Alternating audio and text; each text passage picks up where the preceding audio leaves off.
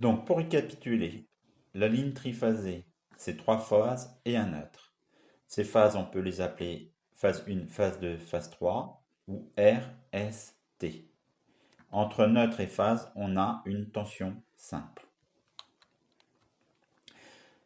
La tension simple V1 se représente ainsi et a pour équation racine de 2 V sinus oméga t, ou racine de 2 230 fois sinus 314 t, 314 radians par seconde. La phase 2 a même amplitude, mais un déphasage de moins 2 pi sur 3, donc un retard de moins 120 degrés par rapport à V1. Et la phase 3 a un déphasage de moins 240 degrés, ce qui revient à la même chose que plus 120 degrés. Donc moins 4 pi sur 3 ou plus 2 pi sur 3, c'est la même chose. Je peux représenter ces trois tensions par des vecteurs de Fresnel, par les projections qu'on avait vues dans le chapitre précédent. On regarde quelle est la valeur à t égale 0 de chaque tension. Par projection, on trouve le vecteur Fresnel associé par projection sur le cercle qui a pour rayon l'amplitude de V. Donc voilà ce qu'on obtient comme tension simple. V1, V2, V3 décalés de 120 degrés entre chaque tension. Maintenant, il existe une autre façon de faire. C'est qu'au lieu de raisonner avec des tensions simples, on peut raisonner avec des tensions composées. Des tensions entre deux phases. Par exemple, la tension entre la phase 1 et 2, qu'on appelle U1,2. Avantage, c'est que maintenant, pour mesurer une tension composée, on n'a plus besoin de neutre. Donc les tensions composées peuvent toujours se mesurer. Attention, U1,2, V1-V2, 230-230, ça me ferait 0 volts. C'est faux. Pour que cela soit vrai, il faut raisonner avec des vecteurs. Donc en vecteur de Fresnel, U1,2, c'est V1 moins V2. C'est la loi des mailles appliquée à ce circuit, ce qui me ferait V2 plus U1,2 moins V1 égale 0, ou U1,2 égale V1 moins V2, en vecteur. Sinon 230 moins 230, ça ferait 0. Et si vous mettez vos doigts entre deux phases, vous n'allez pas avoir 0 volts, mais 400 volts, et vous êtes mort. Première méthode pour construire cette tension composée, ce serait de le faire point par point. Donc là, je profite que je l'avais déjà fait sur l'animation pour vous montrer que je peux construire point par point la tension U1,2, V1,2. Cette tension U1,2 me donne au bilan une tension sinusoïdale de fréquence 50 Hz comme V1 et V2. Je vérifie que si je fais le vecteur V1 plus le vecteur V2, je vais bien obtenir la résultante qui correspondra à la projection à t égale 0, donc de ce point. Donc voilà la tension U1,2 qui correspond bien à la projection à t égale 0 sur un cercle qui n'a plus le même rayon que les tensions simples, mais qui a un rayon plus grand.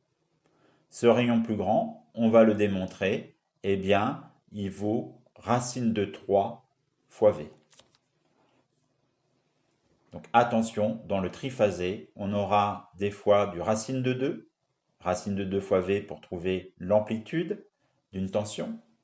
Mais pour passer d'une tension simple, c'est-à-dire V, à une tension U composée, eh bien, il y aura un facteur racine de 3 qui va intervenir. Donc, tout ce qui est en triphasé fonctionne par 3. Il y avait 3 tensions simples, V1, V2, V3. C'est ce qu'on appelle le système direct. Eh bien, on va faire aussi 3 tensions composées. Ces 3 tensions composées, on va les appeler donc U1,2, puis U2,3.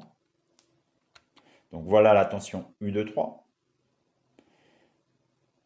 qui est décalée de 120 degrés par rapport à la tension précédente. Et enfin, la tension U3. Alors, si vous êtes observateur, pour faire un système direct, vous remarquerez qu'il y a toujours cette notion d'équilibre. C'est du triphasé équilibré. Il y a une pointe de flèche seulement sur chaque phase. Et on n'utilise pas le neutre pour les tensions composées. Donc voilà le système des trois tensions composées, U12, U23, U31.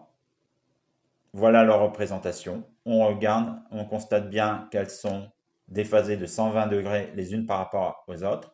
On rencontre d'abord en premier U12, puis en deuxième U23 et en troisième U3.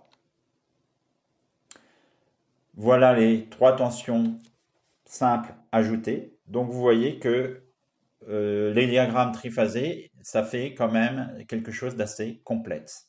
D'autant plus qu'on peut représenter toutes les sinusoïdes inverses, c'est-à-dire les réseaux inverses. Donc quand vous avez tous les oscillogrammes de représentés sur le même graphe, ça devient un peu illisible. Et là, c'est la construction que l'on va faire tout à l'heure sur le poly qu'il faudra reprendre.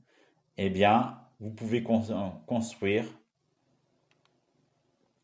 phase par phase les trois tensions composées. Vous remarquerez que en triphasé, une fois qu'on a fait la construction, par exemple, pour U12, si vous faites un décalage de 120 degrés de toute la construction, ben vous retrouvez la construction qui vous permet de construire U23. Et puis si vous refaites encore un décalage de moins 120 degrés, vous avez la construction pour U3. Donc une fois que vous avez fait une construction, il suffit de faire des déphasages de 120 degrés pour trouver les deux autres constructions. Donc voilà la construction totale qui correspond à ce qu'on vous demande sur la page 3.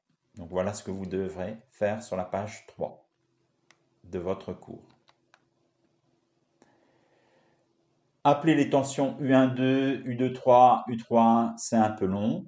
Donc en abrégé, U12, on va l'appeler U1, U23, on va l'appeler U2, U31, on va l'appeler U3. Donc voilà la construction un peu plus complète.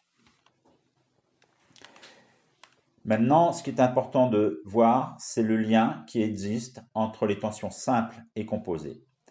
Donc on aura deux choses à retenir, c'est qu'entre une tension simple et une tension composée, par exemple entre V1 et U1, vous avez un déphasage de 30 degrés. Et un peu de considération trigonométrique nous permet de trouver le lien qui existe entre U et V, puisque cette construction fait apparaître un triangle isocèle, puisque ici on a un angle de 30 degrés, ici on a un angle de 120 degrés entre deux tensions composées, deux tensions simples, pardon, entre V1 et V2. Donc vous avez un déphasage de 120 degrés ici. Donc vous en déduisez que 120 plus 30, 150, pour arriver à 180, il vous manque 30 degrés, donc vous vous retrouvez ici avec un angle de 30 degrés. Donc ce triangle isocèle vous permet, par construction et un peu de mathématiques, de démontrer que U égale racine de 3 fois V.